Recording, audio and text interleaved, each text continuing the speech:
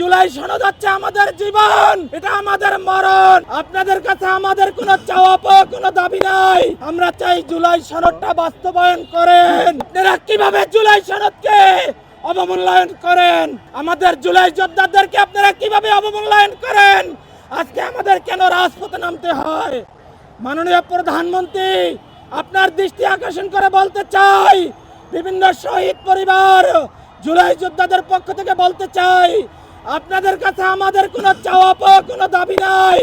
আমরা চাই জুলাই সনদটা বাস্তবায়ন করেন, কারণ জুলাই সনদ হচ্ছে আমাদের জীবন, এটা আমাদের মরণ।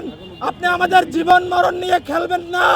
কুল্লু নাফসিন যায়কাতুল মাউত, প্রত্যেক প্রাণী মরণশীল। আমাদের জন্ম যখন হয়েছে আমরা মৃত্যুর জন্য ভয় পাই না। এই সেই শাহবাগ যেখান থেকে 4 তারিখ আন্দোলন নিয়ে আমরা কারণ বাজার ক্লোজ করতে পারি নাই।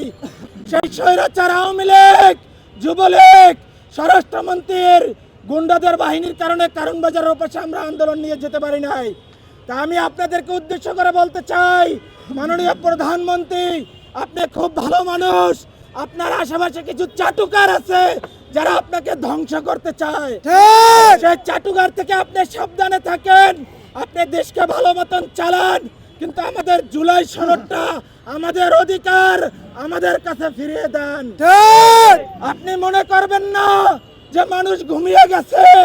আমাদের রক্ত কখনো ঘুমায় না। আমরা কিন্তু ঘুমাইতে জানি না।